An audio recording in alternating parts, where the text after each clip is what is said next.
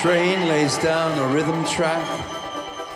It keeps its own time, slowing and speeding until the Welsh-accented towns and valleys give way to the cheers and jeers of the English countryside, which eventually disgorge us and we descend into the underworld and underground of London. Here in the tiled tunnels, the drum beat crescendos in volume until we are spat out onto a station platform in Paddington, where we make our way to the circus that is Piccadilly. This is it. Orpheus in the underworld with a cassette player instead of a lyre. Orpheus and his lover, Eurydice. But it's not the beguiling Eurydice who will need saving. It's Orpheus himself. She's here to save his life because she knows if he doesn't become who he is here, he will never have one. This is the story of how Eurydice saved Orpheus from his own hell. This is the story of how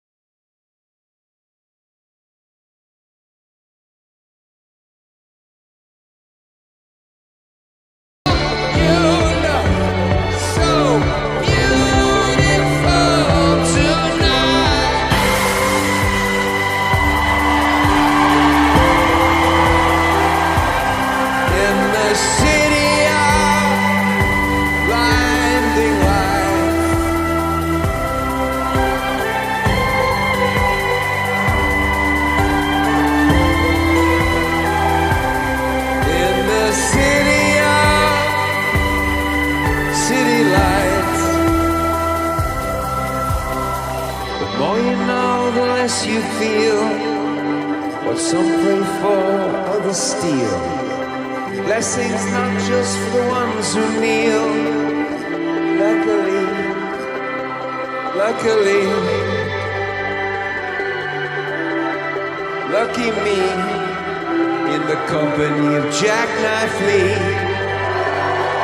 Kate Ellis, Gemma Doherty. Lucky me. Lucky we, lucky me.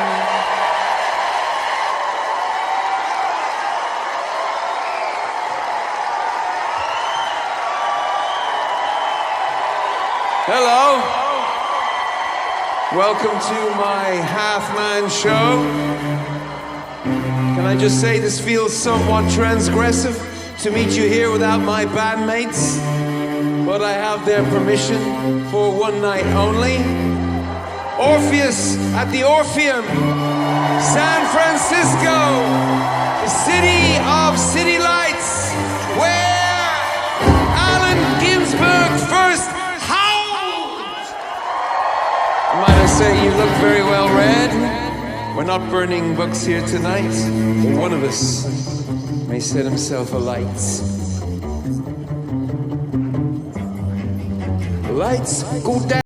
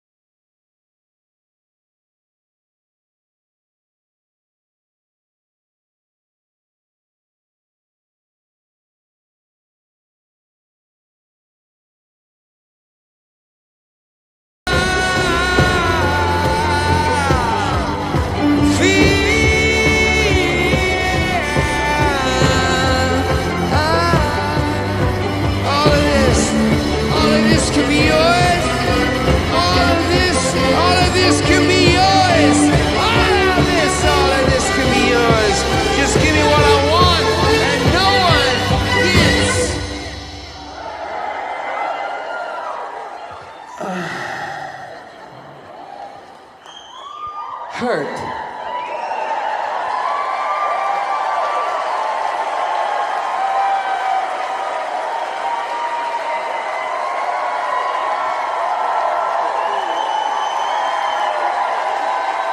Thank you. I was encouraged to go on tour with me book what I wrote myself. A lot of you know that when U2 goes on tour, it can involve some outsized props, a giant claw, space stations, mirror ball lemons. The great Willie Williams, who lived in this fair city, has been told to cut back tonight. So I have a table and a chairs. Table and chairs. We adapt. And the otherworldly music of Jackknife Lee, Kate Ellis, Gemma Doherty. We're calling them the Three Terrors. It's preposterous to think that others might be as interested in your story as you. Writing a memoir is a whole other level of navel gazing, and even my Narcissus got a little worn out. It turns out the most extraordinary thing about me are the people I'm in relationship with. I met most of them the same week. I began life with my wife Ali the same week I joined U2. 1 week during high school, and my whole life sorted. Sort of. When Ali and I married, we moved out of our family homes. That's how young we were. We moved into an old stone tower on the Irish coast.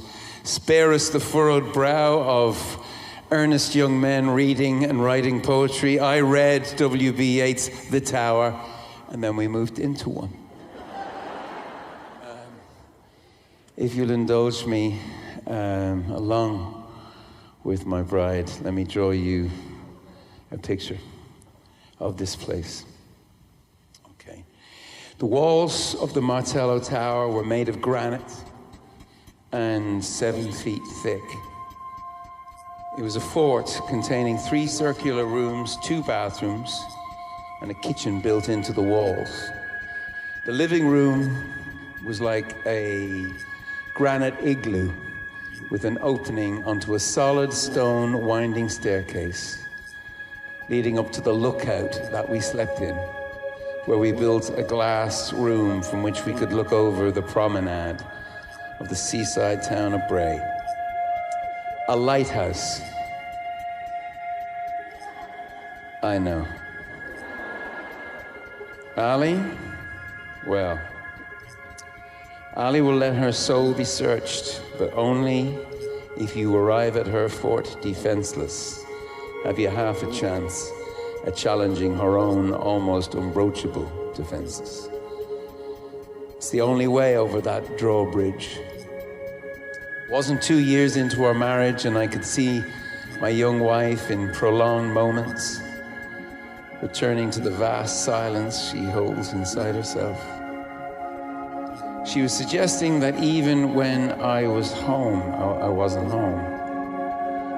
Our weekly walks along the promenade could be tinged with melancholy. There is anyway a kind of off-color romance to a deserted seaside town in the winter.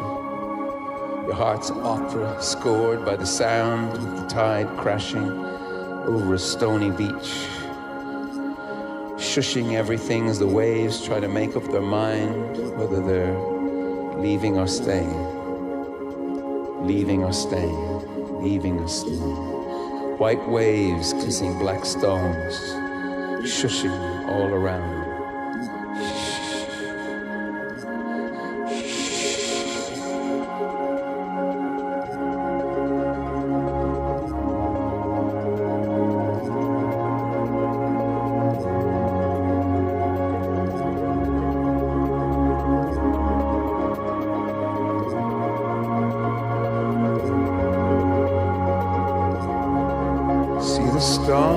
Set in your eyes, am I such a thorn in your side? Should I wait for you?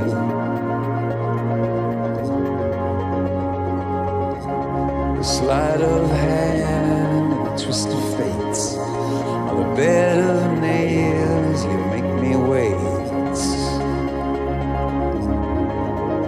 Without you, without you,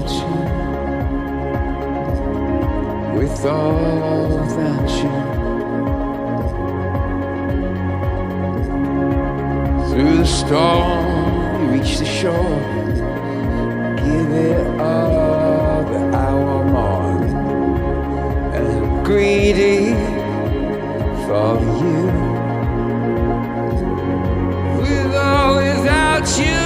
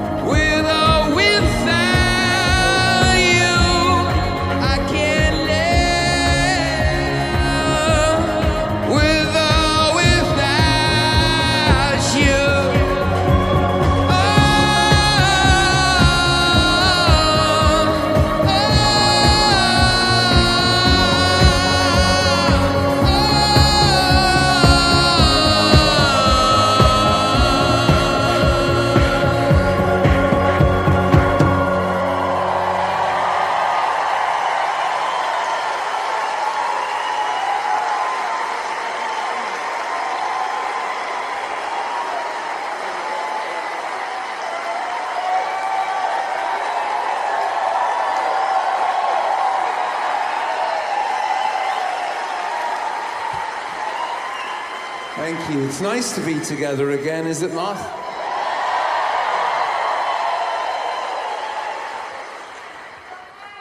Actually, I have some quite expensive technological magic tricks as props. Like this one. Look at this. It's pretty good, isn't it? I'm always amazed at that one. Sha, sha, sha. Wow.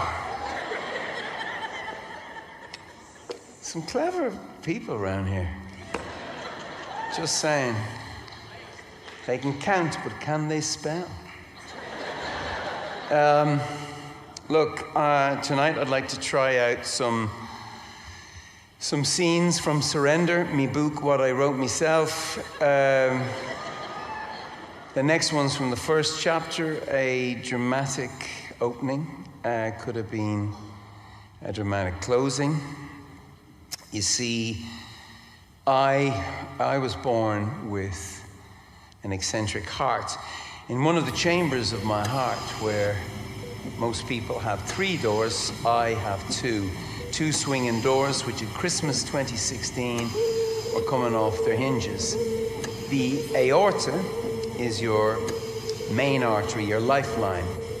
My aorta, after years of stress, has developed a blister. A blister that's about to burst, which will put me in the next life faster than I can say goodbye to this one. So here I am in Mount Sinai Hospital, New York City, looking down on myself from above with the arc lights reflecting on stainless steel. Hot blood is swirling, spilling, and making a mess, which is what blood does when it's not keeping you alive. Blood and air, blood and guts, blood and the brains that are required right now. Blood and brains. The brains and the hands of the surgeon who is standing over me. This man is climbing up and onto my chest, wielding his blade with the combined forces of science and butchery that's required to break into someone's heart. After 8 hours of surgery, I'm desperately drawing for air, and I can't find any.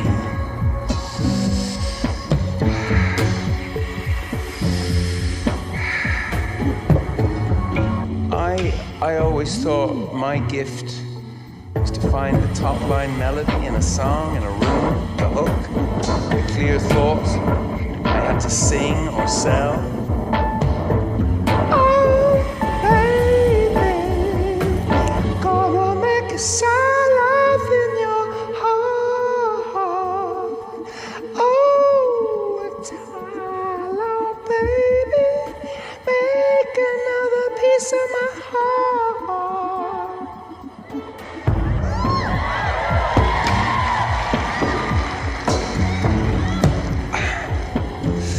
Now I see that my gift was simply air. That's all it was, air. Air. Your man has a lot of firepower in that war chest of his.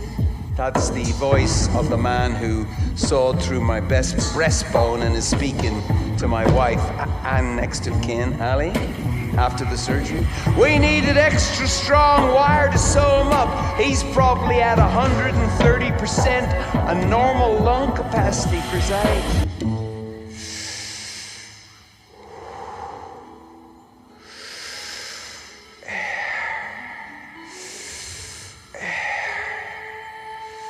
Air is stamina. Air is the confidence to take on big challenges. Air is not the will to conquer Everest, but the ability to endure the climb. And here I am now, without it for the first time, without air, without breath. The names we give God, all breath. Jehovah. Allah. Yeshua. without air, and I'm terrified because for the first time ever, I reach out for Yeshua, and I can't find him.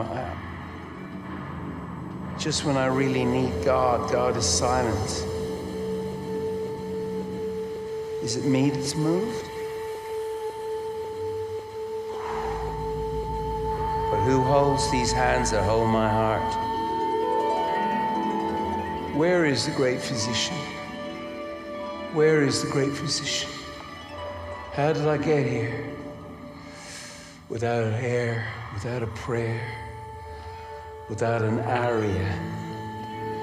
Without an aria, how did I get here? Well, my father was a tenor, a really, really good one. He could move people with his singing, and to move people with music, you first have to be moved by it. I see my father standing in the living room of 10 Cedarwood Road in front of the stereo with two of my mother's knitting needles, conducting Beethoven, Mozart, Verdi. Right now, he's listening to La Traviata. Traviata. His eyes are closed. He's lost in reverie. He's taken by the music, no longer present. He is not precisely aware of the story of La Traviata, but he feels it. The father and son at odds, lovers cast away and returned. He senses the injustice of the human heart. His heart is broken by the music. I will spend most of my life trying to figure out the opera playing in my father's head. He doesn't really notice much else. Least of all, me, age 10, looking up at him. Now, if you want your child to become a grandstanding stadium singer, there are a couple of ways you can go about it. You can tell them they're gifted, that the world needs to hear their voice. That is the Italian method. Or you can completely ignore them. This is the Irish method. Much more effective in my case. You see, I craved my father's attention. I wanted him to think that I had music in me too. He didn't hear me, so I sang louder and louder. In fact, I sang my way to right in front of you. I sang my way here tonight. So thanks, Dad. My father had some very good reasons for staying lost in his own world. I think we might need some harp music for this next bit. It's the tragic part. You know, the harp has been around a long time. King David played the harp and it pleased the Lord. Gemma also plays the harp.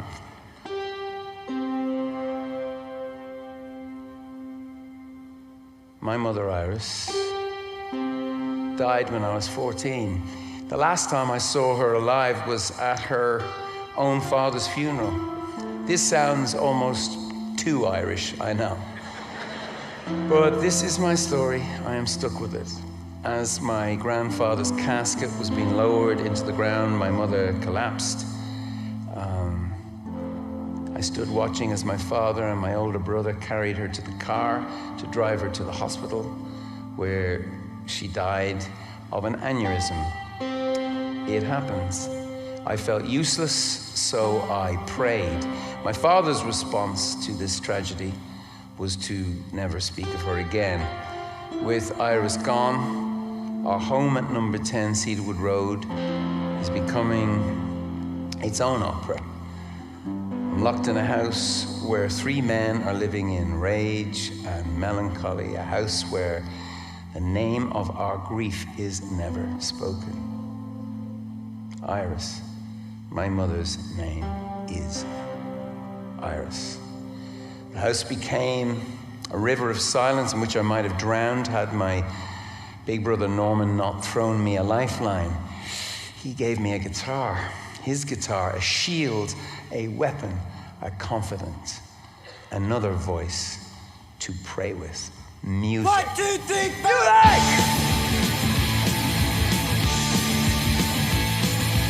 Go, go, go, go, goodbye. Let's see you Go, go, goodbye. goodbye. Let's see you Go, go, goodbye. Go, go, Let's see you go, go, go, go, goodbye. Let's see you go, go, go, go, goodbye. Let's see you go, go, go, go, goodbye. I'm jumping around the living room of number 10 Cedarwood Road to the sound of Glad to See You Go from the Ramones' Leave Home album. These punk rock songs are so simple, and yet they capture how my life feels to me better than Dostoevsky's Crime and Punishment, which I've just finished. It took me 3.5 weeks to read, but this album only takes 29 minutes and 57 seconds. Songs so simple that even I can play them on guitar, and I can't play guitar. Songs so simple, even I might be able to write one. Oh yes, it's May 10, 1978. Today is the day of my 18th birthday. Big day! Mind you, the dad wants to talk to me about getting a job. A job!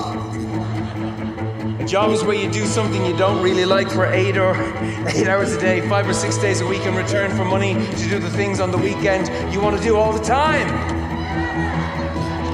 I know if I could do something I love, I would never have to work a day in my life. To do that, you have to be great at something. And I'm not great at something. I'm not great at anything. I'm smart enough to know I'm not smart enough. The Ramones are smart enough to play dumb. Maybe I need to listen to even more Ramones. This is the day I'm going to write my very first rock and roll song. It will become U2's first single. It will save my life. It is called Out of Control. Monday morning, 18 years of dawning. I say how long? I say how long? It was one dawning. Woke the world with bawling. I was so sad. They were so glad. Yeah, I had the feeling it was out of control. I was of the opinion it was out of control.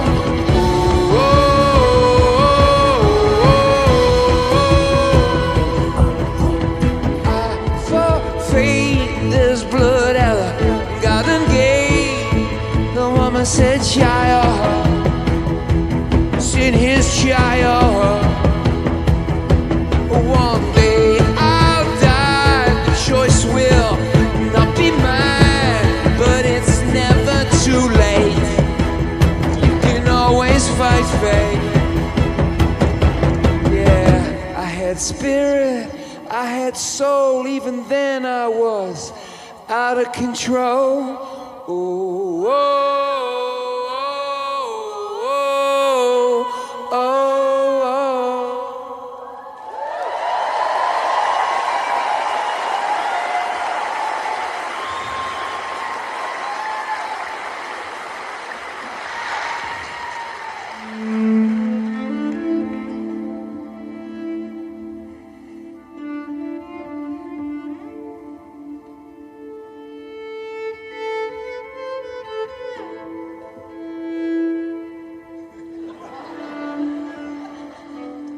Let me tell you something about the geometry and the geography of the Irish mind.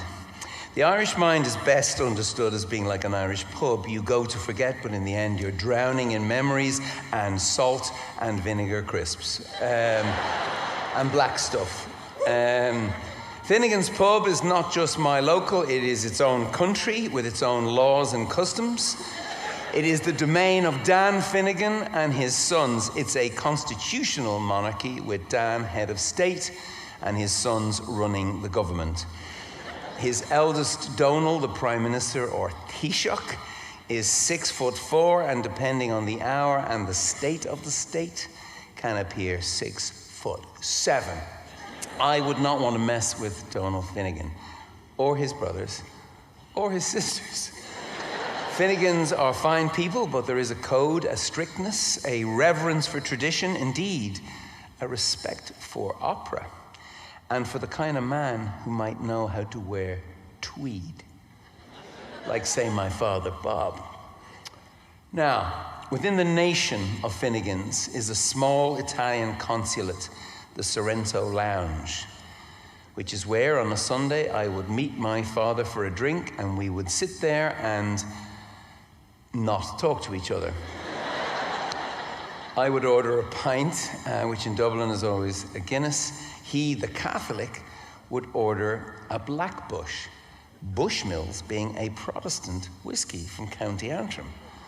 Already a subtle sign that Brendan Robert Hewson was his own man. And one with a great opening line, the same opening line every single time.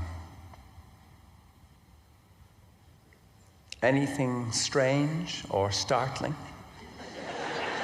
Now, by strange or startling, he was not interested in the riotous life of a rock and roll singer. He wanted to hear the latest news of his grandchildren or Ali or some work we might be doing on our house. Mostly, we sat in silence. I tried to impress him. How about Luciano Pavarotti calling the house? Do you consider that strange or startling? Startling? Well, that's obvious. Strange, yes. Why would a great tenor be calling you? No offense. None taken. Actually, he wants me to write him a song. You mean he's looking for someone's phone number? No. He wants me to write him a song, not Gilbert O'Fucking Sullivan or Rogers and Hammerthing. Me. B-O-N-O, Paul.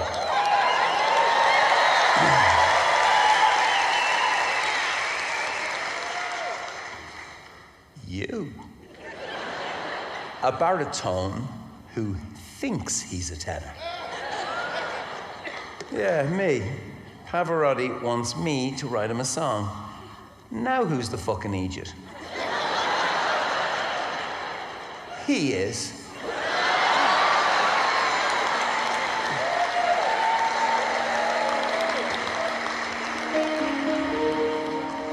Stories for boys.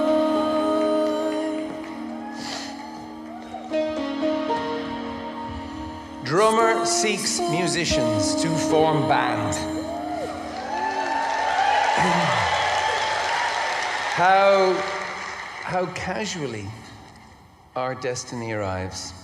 How do we fit all the drums, the amps, the apprentice rock stars into this tiny kitchen?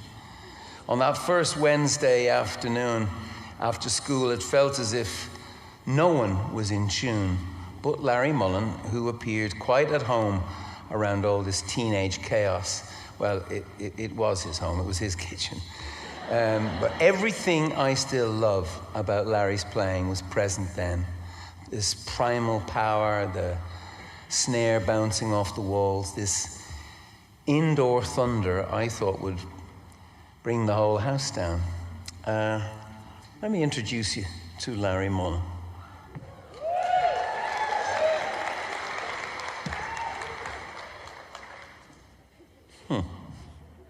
Interesting. Most people who enter a room with Larry Mullen find him striking, in the sense that he is a stylish, good-looking member of the species, but also in the sense that he can be strikingly suspicious of why you are in his gaze, of your intentions, your being in the room, and perhaps on a bad day, your reason for being anywhere at all. But when Larry loves people, he loves them completely. And I'm grateful to become one of the beneficiaries of that love. When I met Larry, his favorite bands were Slade, T-Rex, his favorite artist, David Bowie. Larry couldn't stand jazz, but jazz was the reason Larry Mullen Sr. let Larry Mullen Jr. have a drum kit. So you could say that Larry became a rock star by pretending he didn't want to be one. Because Larry Mullen Jr.'s, it's the name of a jazz man, right? My first memory of David Evans, let me tell you about that. My first memory of David Evans is a geometrical one, the angular face on this boy who would buy a guitar the same shape as his head, a cut jaw and a big brain. Sometimes the name you're given at birth isn't your real name, is it? I mean, David Evans was always the age, right? In 1976, he was 15, a year younger than me. He was leaning up against the wall at Mount Temple Comprehensive, plucking a complicated guitar line from the progressive rock group Yes. I thought, no. But his hair was brushed forward. He affected a self-contained air. I guess you'd say he was beginning to get cool. He was in class with Alison Stewart, my future wife, and it was said that they were the smartest in their year, that he had a crush on her, and that they might have gone for walks. Decided right then I was keeping an eye on him. My party piece with Ali had been teaching her how to play George Harrison's Something on one guitar string. David Evans could play anything he wanted, which I feared might mean he could achieve anything he wanted. When Edge played guitar, he went into a kind of trance. He didn't know the name of the chords he was playing. He still doesn't. And still doesn't want to. He was not bluffing. That said, you could be sitting opposite Edge at a poker table and never know if he had 4 aces or nothing at all. You see, there's stuff you can learn from people who don't tell you anything. Adam Clayton. Let me introduce you to Adam Clayton.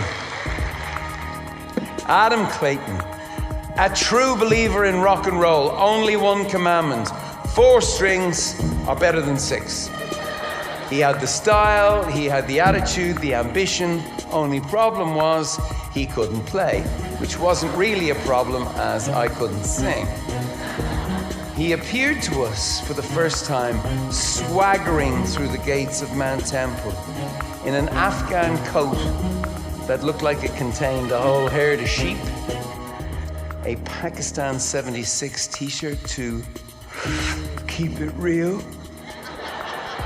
Yeah, he looked like a photo negative of Jimi Hendrix. What a vainglorious sight.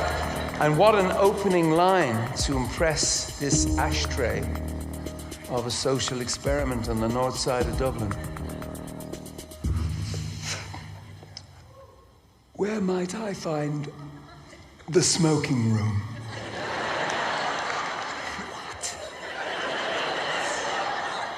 What? He must have been shitting a brick, but all we saw was our sort of posh Sid Vicious. And rare is a man so at home in his bodily, at home in his body, equally celebrating or mocking all bodily functions, and particularly delighted with his own penis. Invited or not, you were never surprised to find him giving it some air. Adam could be nonchalantly relieving himself on the grass while discussing the Irish punk scene in his favorite band, the Radiators from Space.